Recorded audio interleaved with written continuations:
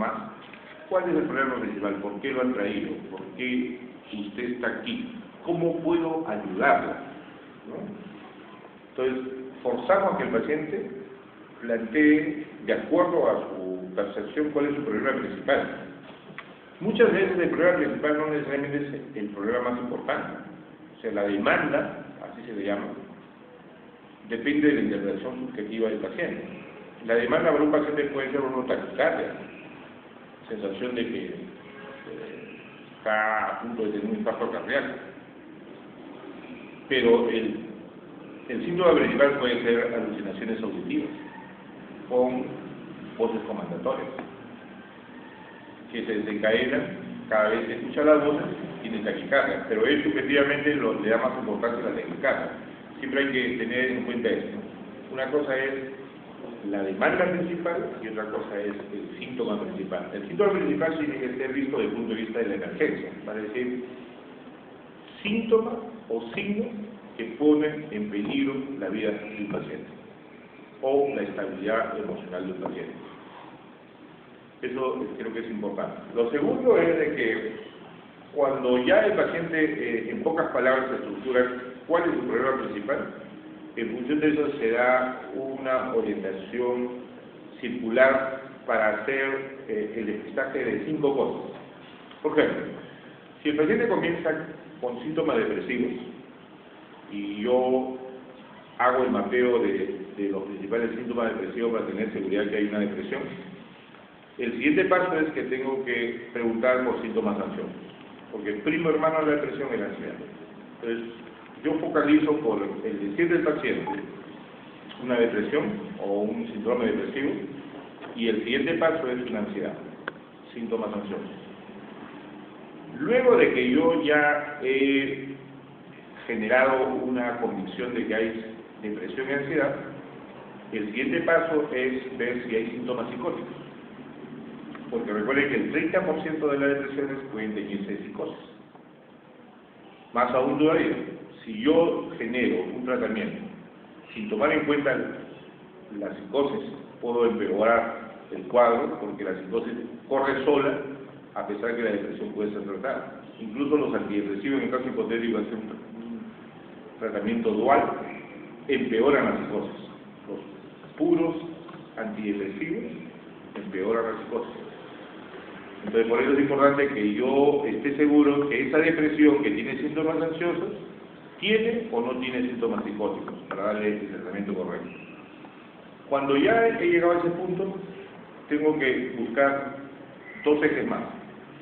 Primero, si este trastorno genera síntomas cognitivos, es decir, si hay desorientación, si hay algún síndrome orgánico cerebral de por medio, ¿no? Básicamente, dependiendo de la edad, descarte de Alzheimer en adultos o problemas orgánicos cerebrales vinculados a drogas, ¿no?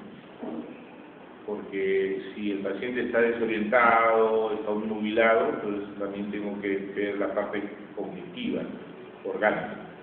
Y finalmente, si yo descarto que eso no existe, hay el terreno base a partir del cual se genera la psicopatología, que es la personalidad. ¿Cuál es el estilo de personalidad del individuo? ¿Es un impulsivo? ¿Es una persona con rasgos borde límite? ¿Es un esquizoide que puede llevar a que la psicosis esté por eso florida, etcétera? Entonces, ese circuito hay que hacerlo permanentemente. En pocas palabras, generalmente una buena anamnesis psicopatológica puede hacerse en 20, 30 minutos, pero con preguntas orientadas. Y hay que correr todo, porque si solamente nos encandilamos con el problema principal y dejamos todo lo demás en un plano secundario, podemos fallar. La mayoría de tratamientos son tratamientos mixtos. La comorbilidad es alta. Se considera que del 40 al 60% de los pacientes que tienen ya trastornos moderados a severos tienen comorbilidad, es decir, tienen un problema en el eje 1, un problema en el eje 2, o sea, un problema de un trastorno y un problema de personalidad. O a veces tienen 2 diagnósticos paralelos en el eje 1, es decir, tienen un trastorno depresivo y un trastorno ansioso. Tienen un trastorno depresivo y un trastorno, por ejemplo, somatomorfo. Tienen un trastorno depresivo o, adicionalmente, un trastorno de pánico. Entonces,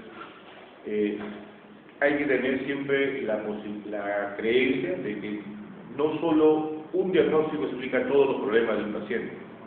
Siempre hay que descartar que haya comorbilidad, ¿no? Ahora, en consumo de drogas, dependiendo de las características, siempre hay que preguntar si ha habido consumo reciente. Generalmente los pacientes niegan. En este caso, en las emergencias se hace la prueba de antidoping, que son los metabolitos para cocaína y para marihuana. El metabolito para marihuana se mide en orina como tetrahidrocannabinol y los metabolitos para cocaína y pasta como metilhexaconina. Entonces, eso también ayuda porque ya nos está haciendo un screening de que la psicopatología que veo, depresión, psicosis, no se debe a un problema de drogas, porque recuerden que el consumo de drogas es la gran simuladora. Muchos de los cuadros psicopatológicos técnicamente descritos en emergencia pueden deberse al consumo de drogas. Y a veces nosotros decimos es una depresión, pero en realidad es una depresión secundaria al consumo de drogas. Es una psicosis secundaria al consumo de drogas. Entonces, tenemos que también recordar que hay factores biológicos que pueden llevar a un trastorno mental. ¿Sería un diagnóstico dual, creo? Sí, eso se llama diagnóstico dual, o la comorbilidad, o comorbilidad. Esa es la idea. Entonces, eso ustedes lo van a implementar a través de la experiencia clínica, ¿no? Pero la idea es esa, de que tengan una metodología. Dependiendo de las escuelas psicológicas que ustedes desarrollen, a veces los experiencias psicológicas son más a preguntas abiertas, pero el examen psicopatológico tiene que ser a unas preguntas más direccionadas, ¿no? Porque de lo contrario se pierde. Acá yo tengo mi residente de primer año, a veces se pasan 3, 4 horas para hacer lo que yo hago en 15 minutos, porque el método es diferente. Tenemos que centrar, porque los pacientes se pueden distorsionar. Esa es una de las cosas que hay que aprender en este caso. ¿Está claro el esquema? Ya. Ahora bien, el otro tema es